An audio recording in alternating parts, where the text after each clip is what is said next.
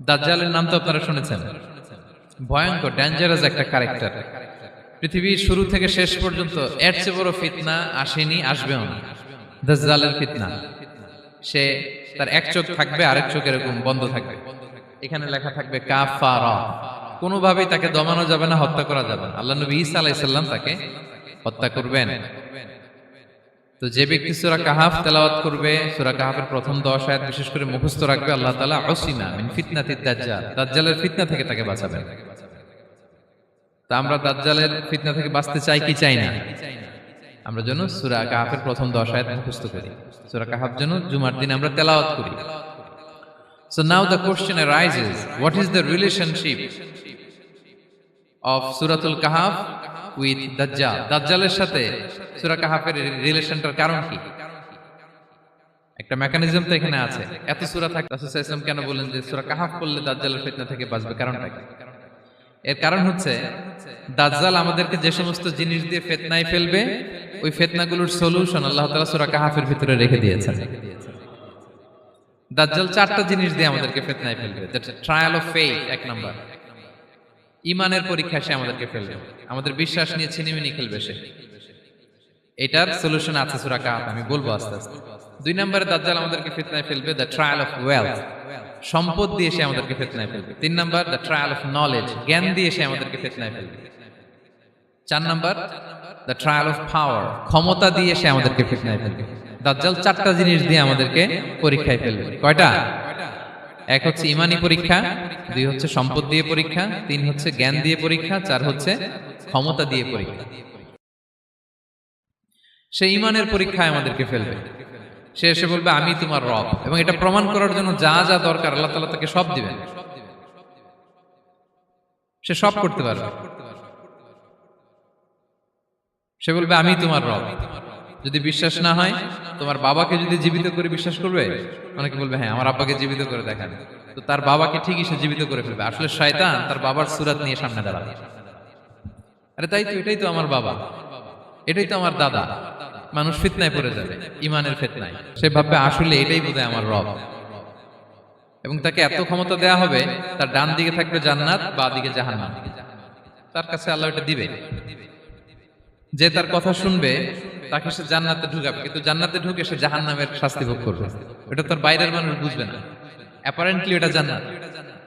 আর যে তাকে মানবে না তাকে সে জাহান্নামে ফেলবে, কিন্তু জাহান্নামে ঢুকলেও সে জান্নাতের নাজ নেয়ামত ভোগ করবে। তাহলে এই যে ঈমানের ফিতনায় সে ফেলে দিবে আমাদেরকে। তো ঈমান কি করে বাঁচাবো, এটার সলিউশন আমি শোনাবো আপনাদের। 2 নম্বরে সে আমাদেরকে সম্পদ দিয়ে ফিতনায় ফেলবে। যার যা লাগবে সে তাই দিতে পারবে, যা লাগবে। সে যদি আকাশকে বলে আকাশ বৃষ্টি দাও, যাকে তারা মানবে ওই এলাকায় বৃষ্টি হবে, সুজলা সুফলা শস্য শ্যামলা হবে সে সমস্ত এলাকা, ফল মূলে ভর্তি হবে, বরকত আর বরকত। আর যে এলাকার লোকেরা, জনপদের লোকেরা তাকে মানবে না, সে বলবে ওখানে বৃষ্টি হবে না, হবেও না। ওখানে খরা, দুর্ভিক্ষ, মাটি ফেটে চলছে, মানুষ না খেয়ে মরবে, মহামারী, দুর্ভিক্ষ দেখা দেবে। তখন বিশ্ববাসী মনে করবে এটাই বোধহয় আমাদের রব।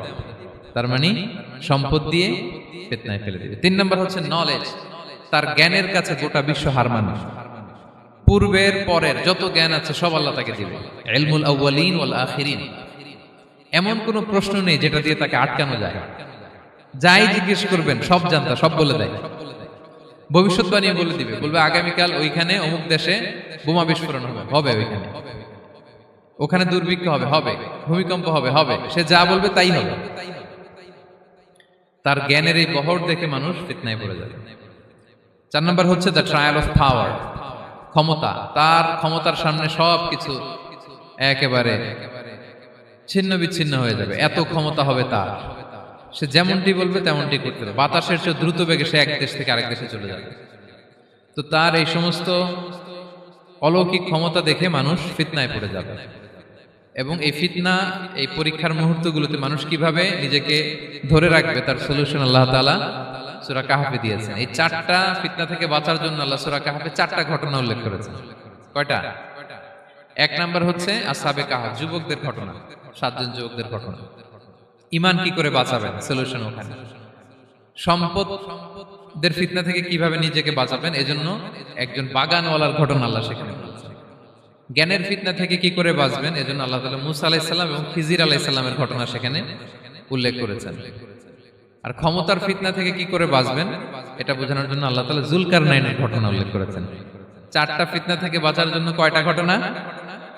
চারটা ঘটনা। আমরা তাহলে একটা একটা করে ঘটনা শুনি, আমরা একটু উদ্ধার করার চেষ্টা করি যে কি কি সলিউশন আল্লাহ তাআলা আমাদের বাতলে দিলেন। এক নম্বর হচ্ছে আসহাবে কাহাফের ঘটনা।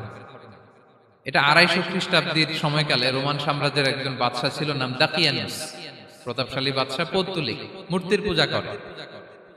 ঈসা আলাইহিস সালাম বিদায় নিয়েছেন, 200-250 বছর হলো। তো সব নবীর ধর্মই কিন্তু ইসলাম, যদিও আমরা নাসারা বলি, ইহুদি বলি, সব নবীদের ধর্মই কি ইসলাম। তো তিনি ছিলেন পৌত্তলিক, মূর্তির পূজা করত। আর তার এলাকায় কেউ যদি ঈসা আলাইহিস সালামের নাম নিত, আখিরাতে বিশ্বাস করত, আল্লাহ বিশ্বাস করত, তাদেরকে তারা পাথর মেরে হত্যা করত।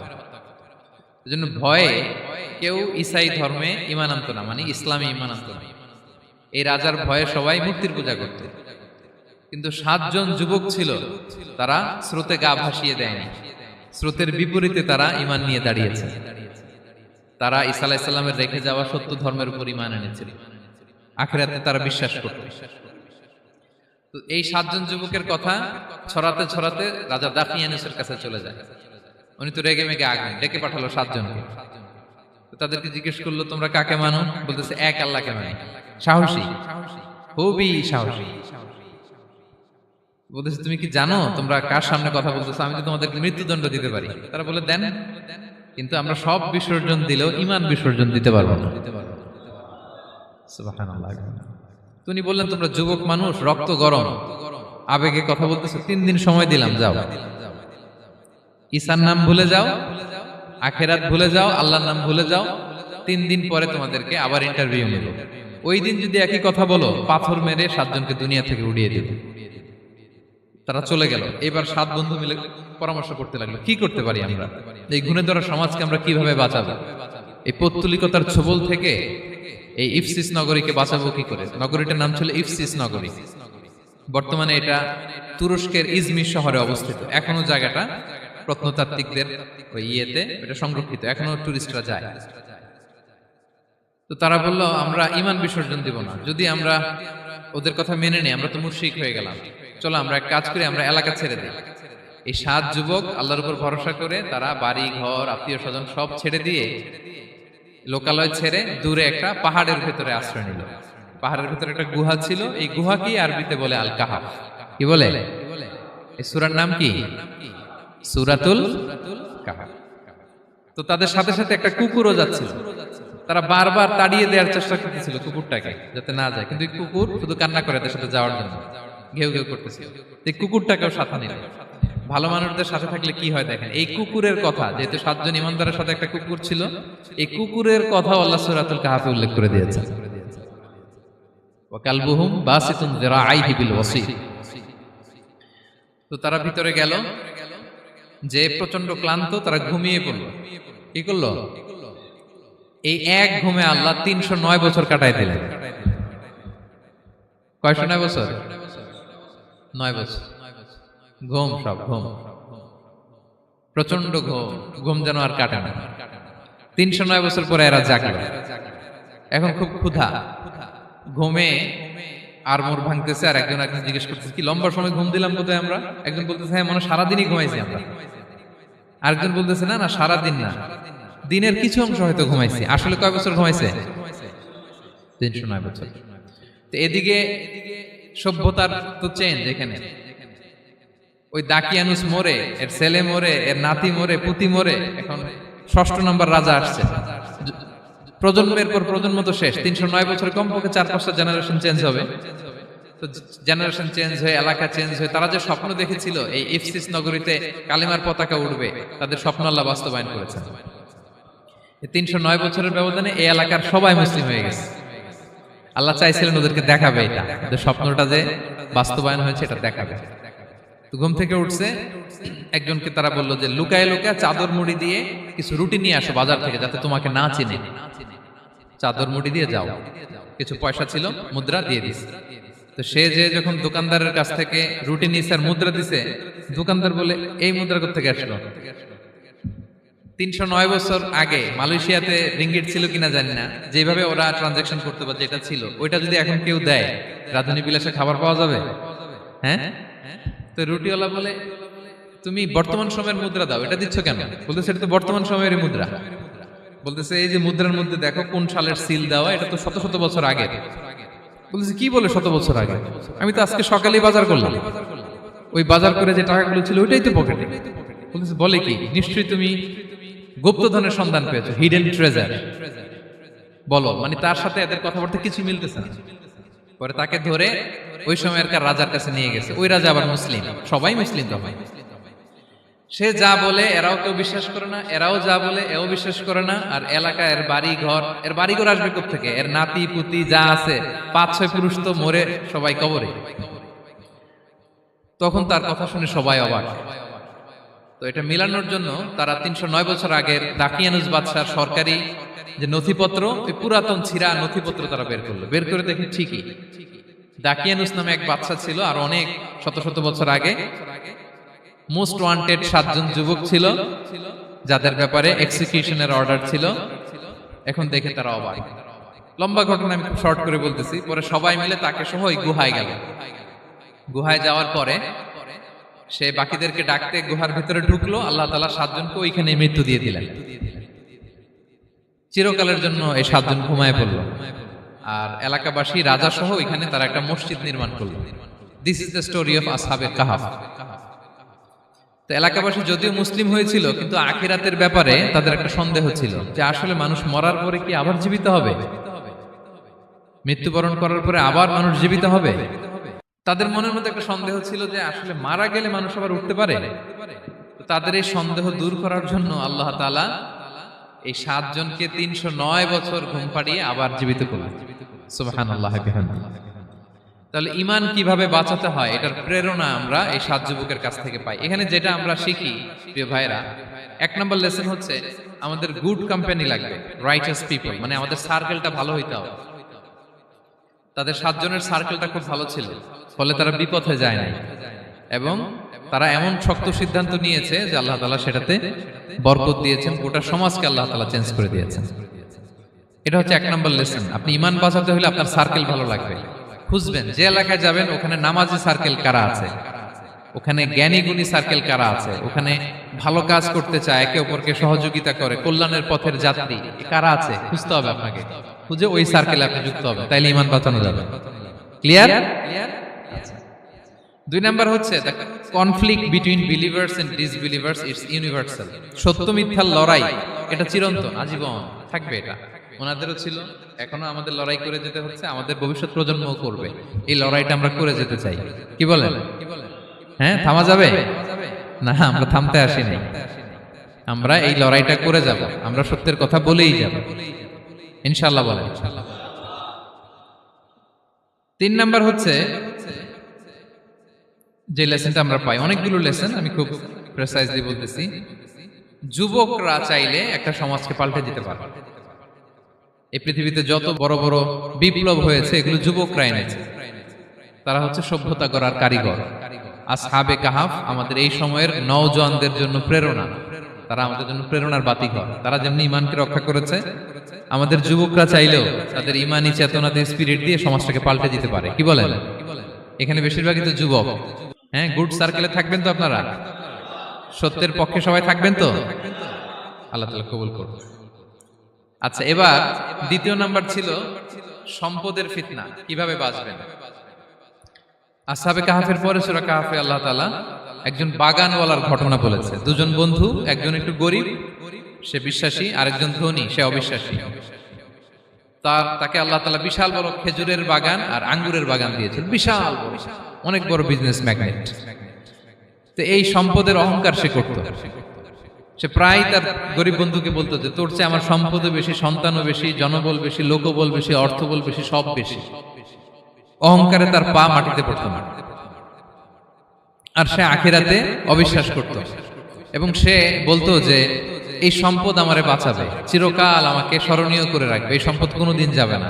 অনেক বড় বড় ধনীরা আছে, তারা এরকম মনে করে যে আমি এত বড় সিআইপি, হ্যাঁ, আমি এত বড় বিজনেস ম্যাগনেট, এই দিন বোধহয় আর চেঞ্জ হতে পারে না, আমার আজীবনই বোধহয় এত পাওয়ার থাকবে, এত সম্পদ থাকবে। এটা ভুল ধারণা। এটা কি ভুল ধারণা? এই যে তুরস্কে দুর্ভিক্ষ হইল না, আপনারা দেখছেন না যে অনেক সম্পদের মালিক বাড়ি ঘর ভেঙে রাস্তার ফকির। এখন ওই যে রিফিউজিদের জন্য যে খাবার আসছে, ওখানে লাইনে দাঁড়াইছে, কারণ এখন লাইনে না দাঁড়ালে খাবারও তো মিলবে না। 1000 কোটি টাকার মালিক ছিল, ভেঙে চুরে সব শেষ। এখন রিলিফের নেওয়ার জন্য দুস্থদের কাতারে ওখানে দাঁড়াইছে, কারণ দাঁড়াইলেই কিছু খাবার পাওয়া যাবে, খিচুড়ি পাওয়া যাবে, তা না হলে তো খাবারটাও মিলবে না। এই যে বঙ্গবাজারে আগুন লাগলো আমাদের বাংলাদেশে, 20টা-25টা দোকান ছিল অনেকের যাদের অন্যান্য বিজনেস আছে তারা হয়তো সার্ভাইভ করতে পারতেছে, কিন্তু এমন অনেক ব্যবসায়ী ছিল সব শেষ, জ্বলে পুড়ে তার টাকা পয়সা পুঁজি স্বপ্ন সব শেষ। তো ধনীকে গরিব বানাতে আল্লাহর 1 সেকেন্ডও লাগে না। ওই বিশাল প্রাসাদ থেকে টেনে ভাঙ্গা থালা হাতে দিয়ে রাস্তায় নামাইতে আল্লাহর কয় সেকেন্ড লাগে বলেন তো? 1 সেকেন্ডও লাগে না। সো এই লেসনটা কিন্তু আমাদের নিতে হবে। এবং ওই ব্যক্তির নসিবে তাই ঘটেছিল, সে যখন অহংকার করতেছিল আল্লাহ তাআলা আকাশ থেকে হুসবান একটা আগুন পাঠালেন। ওই আগুন এসে তার আঙ্গুরের বাগান, তার খেজুরের বাগান, বিশাল মাইলকে মাইল এই বাগান জ্বালিয়ে পুরো মুহূর্তের মধ্যে সারখার করে, এবং মুহূর্তের মধ্যে সে পথের ভিখারি, ফকির। এই ঘটনাটা এনে আল্লাহ তাআলা সম্পদশালীদেরকে রিমাইন্ডার দিলেন যে এই সম্পদের ফিতনায় তোমরা পড়ে যেও না। আমরা সম্পদশালী হলে বাস্তবতা অনেক সময় ভুলে যাই। সূরাতুল হুমাজাতে আল্লাহ তাআলা বলেন ইয়াহসাবু আন্না মালাহু আখলাদা, সম্পদশালীরা মনে করে এই সম্পদ আমাকে চিরকাল বাঁচিয়ে রাখবে, চিরকাল বোধহয় এই সম্পদ আমার হাতে থাকবে। না, এটা হাতের ময়লা, আজ আছে কাল নাই, যে কোনো সময় চলে যেতে পারে। এটা হচ্ছে ম্যাটেরিয়ালিস্টিক আউটলুক, বস্তুবাদী চিন্তা থেকে এই আমাদের ধনী ভাইদের এই সমস্যাটা হয়, ভোগবাদী চিন্তার প্রভাব আর কি। সম্পদ যখন হাতে থাকে ধরাকে সরাজ্ঞান করে, মনে করে যে সবই আমার কন্ট্রোলে। না, আপনারে ওই গরিবের কাতারে আনতে, ওই রিলিফের সম্পদ নেয়ার জন্য ওই লাইনে দাঁড় করাইতে আল্লাহর 1 সেকেন্ডও লাগে না। এটা খেয়াল রাখতে হবে। আমরা যখন প্রাইভেট কারে চড়ি, মাঝে মাঝে অনেকে এসে হাত পাতে, এদেরকে ছোট করা যাবে না। গল্পটা আল্লাহ ভিন্ন করতে আল্লাহর 1 সেকেন্ডও লাগে না। ওইদিকে আমি দাঁড়ায় হাত পাততাম আর উনি প্রাইভেট কারে বসে থাকতো। আল্লাহ চাইলে এরকম করতে পারতেন না? পারতেন। তো এখান থেকে আমাদের জন্য শিক্ষা হচ্ছে সম্পদ এটা ক্ষণস্থায়ী, আজ আছে কাল নাই, এটা ক্ষণস্থায়ী, এটাকে এভারলাস্টিং মনে করা যাবে না। এভারলাস্টিং হচ্ছে আখিরাত। ওয়ালাল আখিরাতু খায়রুল লাকা মিনাল উলা, আখিরাত তোমার জন্য দুনিয়ার চেয়ে শ্রেষ্ঠ। এবং আল্লাহ তাআলা দৃষ্টান্ত একটা দিয়েছেন যে দুনিয়ার জীবনটা হচ্ছে কামা, ওই পানির মতো যেটা আনজালনাহু মিনাস সামা, আকাশ থেকে নাজিল করেছি। ওই পানি ক্ষেতের মধ্যে পড়ে ফসল, ফুল ফসল হয়েছে। এরপরে যখন ফসল কাটা হয়, ওই ক্ষেত খামার এগুলো তৃণলতা হয়ে যায়, ভুসির মতো হয়ে যায়। তখন বাতাসের ঝাপটায় একবার এদিকে যায়, একবার ওদিকে যায়। অনেক লম্বা উপমা, আমি সংক্ষেপে বললাম। তো শেষ আউটপুটটা হচ্ছে এটা, সম্পদ এটা মুহূর্তেই চলে যেতে পারে। সম্পদ উপার্জন জায়েজ আছে, মুসলিমরা সম্পদ উপার্জন করতে পারবে, কোনো অসুবিধা নাই। আপনি যদি ধনী হন এটা ভালো, ফলে আপনি যাকাত দিতে পারবেন, অসহায় দুস্থদের সহায়তা করতে পারবেন, কন্ট্রিবিউট করতে পারবেন। আপনি সম্পদ হাতের মুঠোয় নেবেন, কন্ট্রোল করবেন, কিন্তু এই দিকে স্থান দিবেন না, দ্যাটস ইট, তাহলেই হবে। আমরা সম্পদ কি করতে পারবো? উপার্জন করতে পারবো, কিন্তু হৃদয়ে স্থান দিতে পারবো না। হৃদয়ে স্থান থাকবে আখিরাতের। এই মাইন্ডসেট যদি আপনি গড়ে তোলেন, তাহলে সম্পদের ফিতনা আপনি কখনো পড়বেন না। এই পয়েন্টটা কি ক্লিয়ার সবার? ক্লিয়ার। 3 নাম্বার ফিতনা ছিল কিসের ফিতনা দেখি কে বলতে পারে? প্রথমটা হচ্ছে বিশ্বাস বা ঈমানের ফিতনা, 2 নাম্বার হচ্ছে সম্পদের ফিতনা, 3 নাম্বার জ্ঞানের ফিতনা। জ্ঞানেরও কিন্তু ইলমেরও একটা গরম আছে, যার ইলম আছে তার মধ্যে এই সমস্যাটা কাজ করে। সেটার জন্য আল্লাহ তাআলা মুসা আলাইহিস সালাম, খিজির আলাইহিস সালামের ঘটনা বলেন। আমি খুব সংক্ষেপে বলবো, সময় কম। মুসা আলাইহিস সালাম হচ্ছে বনি ইসরাইলের নবী, আর খিজির আলাইহিস সালাম কেউ বলেছেন নবী, কেউ বলেছেন আল্লাহর ওলি। আসলে আরবিতে ওনার নাম খদির, আমরা বাংলায় বলি খিজির। খদির মানে সবুজ। উনি যে কোনো জায়গায় বসলে ওখানে মরা গাছ, লতা পাতা এগুলো সবুজ হয়ে যেত। অনুর্বর এলাকার উপর দিয়ে হেঁটে গেলে ওটা উর্বর হয়ে যেত। তো মুসা আলাইহিস সালাম একবার ওয়াজ করতেছেন এইভাবে বনি ইসরাইলের সামনে। খুতবা দিচ্ছেন, হঠাৎ এক লোক দাঁড়ায় বলে, ইয়া নবী আল্লাহ, মান আ'লামু ফিল আরদ, বর্তমান পৃথিবীতে সবচেয়ে জ্ঞানী কে? মুসা আলাইহিস সালাম বললেন, ফাকালা আনা, আমি। কি বললেন? উনি আসলে ভুল কিছু বলেন নাই, কারণ প্রত্যেক জামানার নবীকেই আল্লাহ তাআলা সবচেয়ে বেশি জ্ঞান দিয়ে পাঠান, কারণ তার কাছে ওহীর জ্ঞান আসে, অদৃশ্যের খবর আসে, ইলমুল গায়ব আসে। কিন্তু এই উত্তরটা আল্লাহ তাআলার পছন্দ হয় না। আল্লাহ তাআলা চাচ্ছিলেন মুসা যদি বলতো আল্লাহ তাআলাই জানে কে জ্ঞানী বা আল্লাহই সবচেয়ে জ্ঞানী, এরকম হলে ভালো হতো।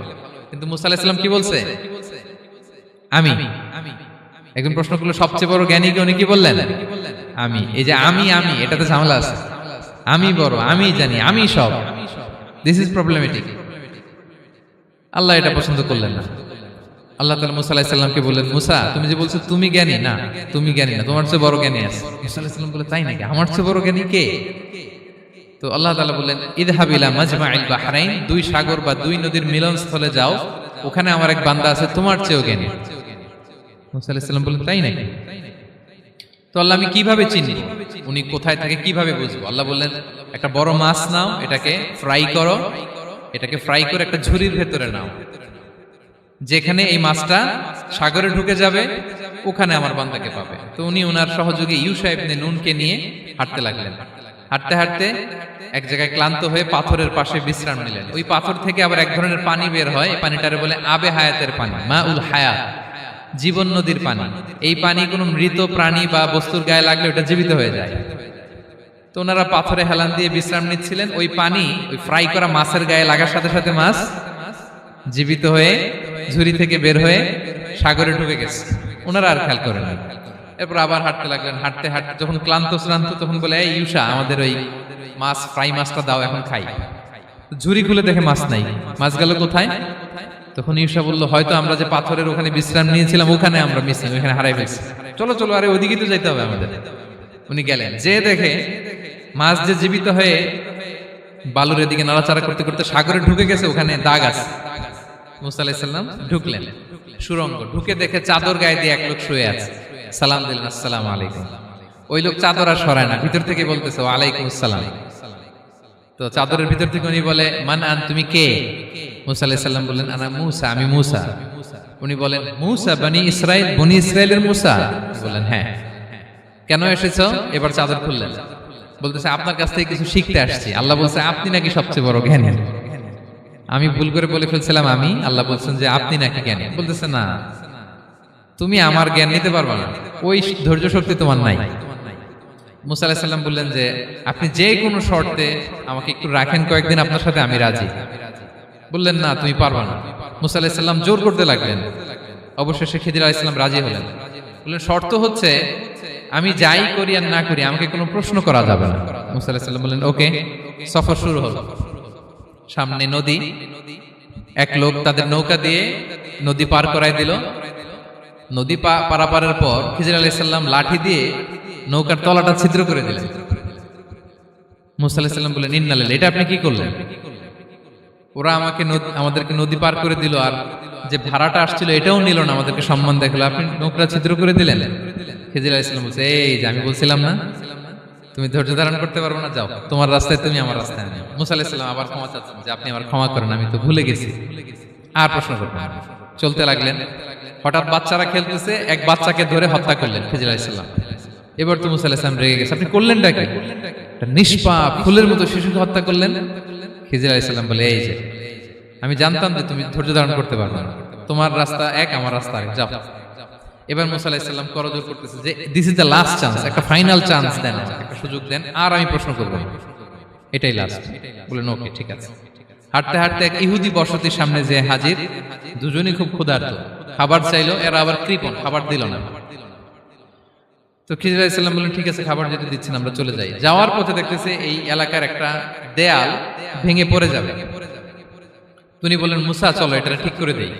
দুইজন মিলে প্রচন্ড ক্ষুধায় এটা সেটা এনে দেয়ালটা তৈরি করতেছে। মুসা আলাইহিস সালাম তো এমনিই রাগী, পেটে আবার ক্ষুধা, আবার বলছে কিছু বলাও যাবে না। তিনি এবার আর প্রশ্ন করেন, বলতেছে ওরা এত কিপটামি করলো আর আপনি এটা করে দিলেন, আপনি তো চাইলে এটা টাকা নিতে পারতেন, পারিশ্রমিক নিতে পারতেন চাইলে। এই কথা বলার পর খিজির আলাইহিস সালাম বললেন, হাযা ফিরাকু বাইনি ওয়া বাইনি, এখানেই তোমার আর আমার সেপারেশন, আর সামনে আগানো যাবে না, তোমার কোনো ধৈর্যই নাই। তো এতটুকু তোমাকে আমি বলি যে আমি একটাও আল্লাহর আদেশ ছাড়া করি নাই, আল্লাহর আদেশে আমি করেছি। কি? এক নম্বর হচ্ছে ওই যে আমাদের ভাড়া নিতে চাইলো না, আমাদেরকে পার করে দিল, নৌকাটা ছিদ্র করেছি কারণ এই এলাকায় একজন জালিম বাদশা আছে, সে নৌকা পেলেই গরিব মাঝিদের নৌকা সিজ করে নিয়ে যায়। তো এটাকে যখন তলায় ছিদ্র করে দিছি, এই রাজার লোকেরা এসে দেখবে যে এটা তলা ছিদ্র, তো পানি ঢুকতেছে, এটা আর নিবে না, ওরা পরে সামহাও এটা রিপেয়ার করে চালাইতে পারবে। মুসা আলাইহিস সালাম বলে সুবহানাল্লাহ, তাই তো, এটা তো আমি বুঝতে পারি নাই। আর ওই ছোট শিশুটাকে হত্যা করছি, ও অনেক বড় জালিম হবে এলাকা, তার ফিতনায় এলাকাবাসী তটস্থ থাকবে, সে তার মা বাবাকেও জাহান্নামে নেবে। এজন্য আল্লাহ তাআলা আদেশ দিয়েছেন আমাকে, আল্লাহর আদেশে আমি তাকে হত্যা করেছি। মুসা আলাইহিস সালাম বললেন তাই তো, এটা তো অনেক ভালো কাজ করছেন। তাইলে তো বলতেছে তাহলে ওইটা বলেন, খাবারও দিল না, এত কৃপণ, এদের দেয়াল কেন ঠিক করতে গেলেন আপনি? তখন তিনি বললেন যে আসলে এটা একটা ইয়াতিমদের ঘর ছিল, দুইটা ইয়াতিম শিশু, তাদের বাবা মা খুব ভালো ছিল, আর এই দেয়ালের নিচে আছে গুপ্তধন, এই দেয়ালটা পড়ে যাবে, এই গুপ্তধন তারা ছোট মানুষ নিতে পারবে না, এলাকাবাসী তাদেরকে বঞ্চিত করে নিয়ে যাবে। আমি দেয়াল গড়ে দিলাম যাতে করে তারা যখন প্রাপ্তবয়স্ক হয় নিজেদের সম্পদ নিজেরা বুঝে নিতে পারে। সুবহানাল্লাহ বিহামদিহি। মুসা আলাইহিস সালাম বলে তাই তো, এগুলো তো আমি বুঝতে পারি নাই। তো এই ছিল খুব সংক্ষিপ্ত পরিসরে মুসা আলাইহিস সালাম খিজির আলাইহিস সালামের ঘটনা। তো রাসূল সাল্লাল্লাহু আলাইহি ওয়াসাল্লাম বুখারীতে একটা চমৎকার কথা বলেছেন, তিনি বলেছিলেন ওয়াদিদনা আন্না মুসা সাবার হাত্তা ইউকাসসা আলাইনা মিন আমরিহিমা। রাসূল সাল্লাল্লাহু আলাইহি ওয়াসাল্লাম বলেছিলেন ইস, আমার ভাই মুসা যদি আরেকটু ধৈর্য ধরতো তাহলে আরো কিছু অজানা তথ্য আমরা জানতে পারতাম। এখান থেকে, এই ঘটনা থেকে আমরা কি শিখলাম? প্রথম যেটা আমরা শিখলাম, জ্ঞান নিয়ে বড়াই করতে নেই, ঠিক কিনা? জানার কোনো শেষ নেই, জাননেওয়ালার উপরও জাননেওয়ালা আছে, জ্ঞানীর উপরও জ্ঞানী আছে। আপনি কিছু জেনেই মনে করবেন না আমি সব জানি, আপনার চাইতেও বেশি জ্ঞানী অনেকে আছে। অনেক সময় বক্তার চাইতেও শ্রোতারা অনেক জ্ঞানী। হয়তো এখানে এমন অনেক জ্ঞানী লোক আছে যার ধারে কাছেও আমরা কেউ নেই, হতে পারে। সো আমি সব জানি, এটা ভুল, এটা শয়তান বলে। এটা কে বলে? শয়তান বলে। আবু নাওয়াস একটা কবিতা লিখেছেন, ওয়াকুল লিমান ইয়াদঈ ফিল ইলমি ফালসাফাতান হাবাসতা শাইআন ওয়া গাবাত আনকা আশিয়াউ। কেউ যদি বলে আমি সব জানি, তুমি তাকে বৃদ্ধাঙ্গুলি দেখিয়ে বলো আপনি কিছুই জানেন না, আপনি অল্প কিছু জেনেছেন, জানার এখনো অনেক বাকি। তাহলে মুসা আলাইহিস সালামের এই ঘটনা জিজ্ঞেস করা হলো কে জ্ঞানী, উনি বললেন আমি জ্ঞানী। এরকম কি আমরা কখনো বলবো? না। সবচাইতে বড় জ্ঞানী কে? ওয়া ফাওকা কুল্লি যী ইলমিন আলিম। সবচাইতে বড় জ্ঞানী আল্লাহ তাআলা। সো জ্ঞান নিয়ে আমরা অহংকার করব না। দুই নম্বর যে শিক্ষাটা আমরা পাই, ওই যে নৌকা দিয়ে পারাপার হচ্ছিল, তখন একটা চড়ুই পাখি এসে সাগরের মধ্যে মুখ দিয়েছিল। তো খিজির আলাইহিস সালাম বললেন মুসা, তুমি কি চড়ুই পাখিটা দেখতে পাচ্ছ? হ্যাঁ দেখতে পাচ্ছি। চড়ুই পাখিটা যে সাগরে মুখ দিলে দেখতে পাচ্ছ? হ্যাঁ দেখতে পাচ্ছি। তখন খিজির আলাইহিস সালাম বললেন চড়ুই পাখিটা সাগরে মুখ দিয়ে পানি খাওয়ার পরে চড়ুই পাখির ঠোঁটে বা চঞ্চুতে যতটুকু পানি লেগে আছে, এই পানিটা হচ্ছে তোমার, আমার এবং মহাবিশ্বের আমাদের সকলের জ্ঞান। আর এই মহাসাগরের সকল পানি হচ্ছে আল্লাহ তাআলার জ্ঞান। আল্লাহ তাআলা বলেছেন ওমা উতিতুম মিনাল ইলমি ইল্লা কালিলা। আমি তোমাদেরকে একেবারে অল্প জ্ঞান দিয়েছি, একেবারে অল্প। এই রহস্যে ঘেরা এই মহাবিশ্বের অনেক কিছুই আমাদের অজানা। প্রিয় ভাইরা, আমরা অনেক কিছু জানি না, আমাদের এই লিমিটেড নলেজে এগুলো ধরে না, তারপর আমরা জ্ঞানের বড়াই করি। আপনারা উপমাটা বুঝতে পারছেন? একটা নৌকা থেকে চড়ুই পাখি ঠোঁট দিয়ে পানি খাচ্ছে, পানি খাওয়ার পরে স্বভাবতই চড়ুই পাখির ঠোঁটে একটু পানি তো লাগবে।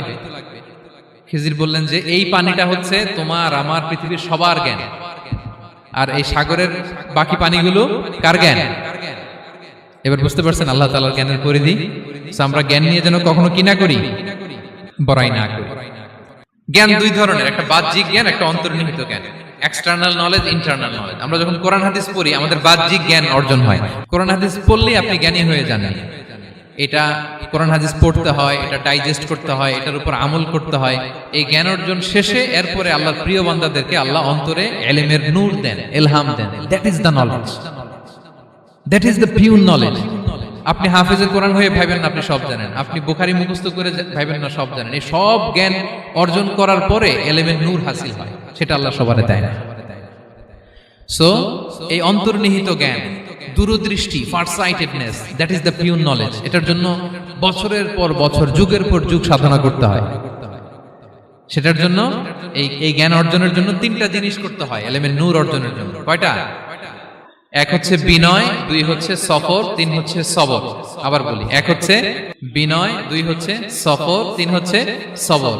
আল্লাহ তাআলা আল্লাহর নবীকে তাওরাত দেওয়ার পরেও আরো ট্রেনিং সেশন করাইছেন খিজির আলাইহিস সালামের কাছে। যাও, ওনার কাছে গেলে তুমি ছোট হবা, নত হবা। জ্ঞান যদি আমি নিতে চাই আমাকে ছোট হইতে হবে। ধরেন একটা গ্লাস থেকে একটা খালি গ্লাসে পানি ঢালবো, তো যেটাতে নেওয়া হবে এটা উপরে থাকলে হবে? যে গ্লাসটার মধ্যে পানি আছে এটা উপরে থাকবে, ওইটা ব্ল্যাঙ্ক গ্লাসের মধ্যে পড়বে। আপনি নলেজ ইলম নিতে চাইলে আপনাকে নিচে থাকতে হবে, উনি উপরে থাকবে। আপনার শায়েখ আপনাকে দিবে, আপনার উস্তাদ আপনাকে দিবে, আপনার মুর্শিদ আপনাকে দিবে। বুঝতে পেরেছেন? তাহলে আমাদেরকে হাম্বলনেস লাগবে, শিখতে হইলে হাম্বল হইতে হয়, বিনয়ী হইতে হয়। আচ্ছা, 2 নাম্বার সফর করতে হয়। এটা আল্লাহ মুসা আলাইহিস সালামকে দিয়ে করাইছেন, যাও পিছে পিছে উস্তাদের পিছে পিছে ঘুরো। তো এজন্য সফর করতে হয়। এখন ঘরে বসে অনেক কিছু জানা গেল, উস্তাদের সান্নিধ্য লাগে, সফর করতে হয়। আমাদের ক্লাসিক আলেমরা হাদিস কালেকশনের জন্য শহরকে শহর সফর করতেন। এখনো আমাদের আলেমরা দেওবন্দে যায়, মিশরে যায়, মদিনায় যায়। এখানকার মালয়েশিয়ান স্টুডেন্টরা দেশে বিদেশে যে নলেজ অর্জন করে। সফর আপনাকে লাগবে। তাহলে বিনয়, সফর, 3 নম্বরে কি? সবর। ধৈর্যশীল হইতে হবে। দেখেন মুসা আলাইহিস সালাম বারবার প্রশ্ন করে ফেলতেছেন, বারবার ওয়াদা ভঙ্গ করতেছেন। এরকম করলে হবে না, ধৈর্য লাগবে। ধৈর্যের বলে বলিয়ান হলে তখনই আপনার মধ্যে ইলম আসবে। তাহলে জ্ঞানের ফিতনায় পড়ার আর আমাদের কোনো সম্ভাবনা আছে? আমরা বিনয়ী হব, আমরা জ্ঞান আল্লাহর দিকে ফিরাই দেব। আমরা বলবো উনি সবচেয়ে ভালো জানেন। পারা যাবে তো ইনশাআল্লাহ? আচ্ছা, আমি একেবারে শেষ পর্যায়ে চলে আসছি, 2-1 মিনিটের মধ্যে শেষ করে দিচ্ছি। 3 নাম্বার ছিল কিসের ফিতনা? 4 নাম্বার ক্ষমতার ফিতনা। এই ফিতনা থেকে বাঁচার জন্য সর্বশেষ আল্লাহ তাআলা যুলকারনাইনের ঘটনা বলেছেন। অনেক বড় বাদশা ছিলেন, পৃথিবীতে 4 জন বাদশা গোটা বিশ্ব শাসন করেছেন। 2 জন কাফির, 2 জন মুমিন। কাফির একজন হচ্ছে নমরুদ, যিনি ইব্রাহিম আলাইহিস সালামকে আগুনে ফেলেছিলেন। আরেকজন হচ্ছে বখতে নাসার, যাকে ইংরেজিতে বলে নেবুচারনেজার দ্য সেকেন্ড, দ্বিতীয় নেবুচারনেজার। তারা কোনো নির্দিষ্ট এরিয়ার বাউন্ডারির বাদশা না, গোটা বিশ্বের বাদশা ছিলেন। এই 2 জন কাফির। আর 2 জন বাদশা ছিলেন গোটা বিশ্বকে শাসন করেছেন, তারা ছিলেন মুমিন। একজন হচ্ছে সুলাইমান আলাইহিস সালাম, আল্লাহর নবী। আরেকজন হচ্ছে যুলকারনাইন, গোটা বিশ্ব শাসন করেছেন, প্রাচ্য থেকে পাশ্চাত্য সব জায়গায় তিনি গিয়েছেন, ইসলামের বাণী প্রচার করেছেন, জালিমদেরকে শায়েস্তা করেছেন। তো এরকম দিক বিদিক তিনি জয় করতেছিলেন। অনেকে যুলকারনাইনকে আলেকজান্ডার দ্য গ্রেটের সাথে গুলিয়ে ফেলে না।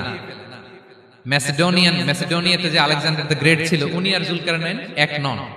যুলকারনাইন হচ্ছে আল্লাহ তাআলার প্রিয় একজন বান্দা, অনেক বড় সাহসী বীর পুরুষ ছিলেন, গোটা বিশ্বে ইসলাম প্রচার করেছেন। করতে করতে করতে করতে অনেক বড় ঘটনা, আমি সব শেষের ঘটনাটা বলি। উনি জর্জিয়া, বর্তমান যে জর্জিয়ার তিবলিসি এরিয়া, এখানে এসে একটা এলাকার সন্ধান পেলেন, যারা ওনাকে এসে বলল যে এখানে একটা জঙ্গলি গ্রুপ আছে যাদের নাম ইয়াজুজ মাজুজ, তারা এসে আমাদের উপর হামলা করে। হে যুলকারনাইন, আমরা আপনাকে ট্যাক্স কালেক্ট করে দিচ্ছি, আপনি তাদের মাঝে আর আমাদের মাঝে একটা প্রাচীর তৈরি করে দেন। আপনারা ইয়াজুজ মাজুজের নাম শুনেছেন না? ইংরেজিতে বলে গগ ম্যাগগ। নূহ আলাইহিস সালামের 4 সন্তান ছিল, হাম, সাম, ইয়াফাস, কানাআন। এই ইয়াফাসের বংশধর হচ্ছে ইয়াজুজ মাজুজ, জঙ্গলি, হাজার হাজার শুধু বংশ বিস্তার করে। তারা এসে লোকালয়ে মানুষের উপর আক্রমণ করে, তাদের গবাদি পশু এগুলো ছিনিয়ে নেয়, ফলমূল খেয়ে ফেলে। তো যুলকারনাইন বাদশার কাছে যখন বিচার দেওয়া হলো, উনি বললেন ঠিক আছে, তোমাদের ট্যাক্স দেয়া লাগবে না, তোমরা শারীরিক পরিশ্রম করে আমাকে সাহায্য করো। তো উনি বর্তমানে হচ্ছে এক পাশে কৃষ্ণ সাগর, ব্ল্যাক সি, আরেকদিকে কাস্পিয়ান হ্রদ বা কাস্পিয়ান সাগর, এর মাঝখানে 1200 কিলোমিটার লম্বা মাউন্টেন রেঞ্জ, পাহাড়ি এরিয়া, আপনারা গুগলে দেখবেন। এইখানে 2 পাহাড়ের মাঝখানে ফাঁকা জায়গায় তিনি বড় বড় লোহার পাত প্রথিত করলেন, গেড়ে দিলেন। এরপরে তামা, সীসা গালিয়ে বিশাল একটা ওয়াল তৈরি করলেন। এটা যুলকারনাইন উনার বানানো ওয়াল বা ড্যাম, প্রাচীর। এখন আর ইয়াজুজ মাজুজ আসতে পারে না, ওরা আর আসতে পারে না। ওরা প্রতিদিন এটা ভাঙার চেষ্টা করে, কিন্তু ভাঙতে ভাঙতে আরেকটু ভাঙলেই ভেঙে যাবে। ওরা বলে আগামীকাল ভেঙে ফেলবো, ইনশাল্লাহ বলতে ভুলে যায়। এজন্য এরপরের দিন এসে দেখে আবার এটা আগের মতো হয়ে আসছে। কিয়ামতের আগ দিয়ে ওদের মধ্যে এই ইনশাআল্লাহর প্রেরণা আসবে। তাদের একজন বলে উঠবে আগামীকাল ইনশাআল্লাহ আমরা এটা ভেঙে খান খান করে দেব, ঠিকই ভেঙে ফেলবে। তখন তারা ভেঙে চুরে কোটি কোটি ইয়াজুজ মাজুজের দল এসে হামলে পড়বে।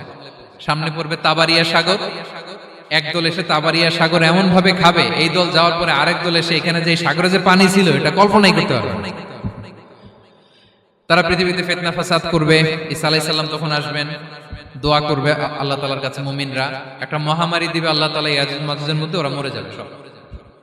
এরপর বিশাল এক পাখি এসে তাদেরকে আল্লাহর মর্জি মাফিক এমন এক জায়গায় ফেলে আসবে, কেউ জানবে না। তো তারা যে পচে গলে মাটির সাথে মিশেছিল, এই গলিত লাশ থেকে মাটি খুব উর্বর হয়ে যাবে। এরপর আল্লাহ তাআলা পৃথিবীর মধ্যে বারাকা দিবেন, কিছু রোপণ করলে তাড়াতাড়ি ফুলে ফেপে বড় বড় ফলমূল হচ্ছে। তো এটা কিয়ামতের আলামতের অন্য কোনো আলোচনায় হয়তো আমরা বলবো। তো জুলকারনাইন তিনি বিশাল এখানে প্রাচীর তৈরি করে দিয়েছিলেন, এবং প্রাচীর তৈরি করে দিয়ে তাদেরকে বলেছিলেন যে যতদিন আল্লাহ তাআলা চাইবেন এটা থাকবে, এবং যেদিন আল্লাহ তাআলার আদেশ আসবে এটা ভেঙে খান খান হয়ে যাবে। তার মানে দেখেন, এত পাওয়ারফুল, এত শক্তিশালী, এত ক্ষমতাধর হওয়ার পরেও তিনি তার ক্ষমতাকে কার দিকে ফিরিয়ে দিয়েছেন? যে আল্লাহ যতদিন চাইবে এই প্রাচীর টিকে থাকবে, যেদিন আল্লাহ তাআলার আদেশ আসবে এই প্রাচীর ভেঙে খান খান হয়ে যাবে। সো আমরা ক্ষমতার দেখা পেলে, চেয়ার একটা পেলে আমরা যেন জালিম হয়ে না উঠি, এটা হচ্ছে এখান থেকে শিক্ষা। আমরা যেন জুলুম না করি। উনি সম্পদের মালিক ছিলেন, ক্ষমতার মালিক ছিলেন, কিন্তু উনি যে আল্লাহর বান্দা এটা ভুলে যান নাই। আমরা যখন ক্ষমতাশীল হই, আমরা যখন প্রধানমন্ত্রী হই, আমরা যখন প্রেসিডেন্ট হই, আমরা যখন পাওয়ারফুল হই, আমাদের সবচেয়ে বড় পরিচয় যে আমরা আব্দুল্লাহ, আল্লাহর গোলাম, এটা আমরা ভুলে যাই। আমাদের আসল পরিচয় কি? আমরা আল্লাহর গোলাম। আমরা যে আল্লাহর গোলাম, এই চিন্তাটা, এই সেন্সটা যদি আমাদের মাথায় থাকে, তাহলে ক্ষমতা আমাদেরকে দাম্ভিক বানাতে পারে না, আর ওই ক্ষমতা আমাদেরকে ফিতনায়ও ফেলবে না। তাহলে সম্মানিত সুধী, দাজ্জাল কয়টা জিনিস দিয়ে আমাদেরকে ফিতনায় ফেলবে? চারটা। দ্য ট্রায়াল অফ ফেইথ, ইমানের পরীক্ষা; দ্য ট্রায়াল অফ ওয়েলথ, সম্পদ দিয়ে পরীক্ষা; দ্য ট্রায়াল অফ নলেজ, জ্ঞানের পরীক্ষা; দ্য ট্রায়াল অফ পাওয়ার, ক্ষমতার পরীক্ষা। আর ইমানের পরীক্ষায় উত্তরণের জন্য আল্লাহ তাআলা আমাদেরকে এই সূরায় আসহাবে কাহফের ঘটনা শুনিয়েছেন, যে 7 জন যুবক তারা তাদের ইমানকে হেফাজত করেছিল। সম্পদের ফিতনা থেকে বাঁচানোর জন্য আল্লাহ তাআলা আমাদেরকে এক বাগানওয়ালার কাহিনী জানিয়েছেন, যে সম্পদ পেয়ে তোমরা দাম্ভিক হয়ে যাও না, এটা আজ আছে কাল থাকবে না। জ্ঞানের পরীক্ষা থেকে আমাদের মুক্তির জন্য আল্লাহ তাআলা অনেক বড় করে আল্লাহ নবী মুসা আলাইহিস সালাম এবং খিজির আলাইহিস সালামের ঘটনা শুনিয়েছেন, আমাদের বুঝিয়েছেন যে আমাদেরকে বিনয়ী হতে হবে, জ্ঞানের জন্য সফর করতে হবে এবং সবর করতে হবে। সবশেষে আল্লাহ তাআলা ক্ষমতার ফিতনা থেকে বাঁচানোর জন্য ক্ষমতাধর, আমরা তো একটা দেশের মালিক হই এখন, অমুক দেশের প্রেসিডেন্ট, অমুক দেশের প্রধানমন্ত্রী, উনি গোটা বিশ্বের প্রতাপশালী রাজা ছিলেন জুলকারনাইন। তারপরেও উনি যে আব্দুল্লাহ, উনি যে আল্লাহর গোলাম, এটা তিনি ভুলে যাননি। তাহলে এইভাবে যদি আমরা এই ফিতনাগুলো থেকে বাঁচার চেষ্টা করি, তাহলে এই ফিতনা থেকে আমরা বেঁচে থাকতে পারবো, এবং দাজ্জাল যদি এই মুহূর্তেও আসে, সে আমাদেরকে বিভ্রান্ত করতে পারবে না। পারবে? পারবে না ইনশাআল্লাহ। ইনশাআল্লাহ বলেন। আর ভবিষ্যতের সব কাজের আগে আমরা সবসময় কি বলবো? মনে থাকবে সবার? আল্লাহ তাআলা আমাদের সবাইকে কথাগুলো বোঝার ও আমল করার তৌফিক দান করুক। হাযা মা ইনদি ওয়াল ইলমু ইনদাল্লাহ আলাইহি তাওয়াক্কালতু ওয়া ইলাইহি উনীব। ওয়াসসালামু আলাইকুম ওয়া রাহমাতুল্লাহি তাআলা ওয়া বারাকাতুহু।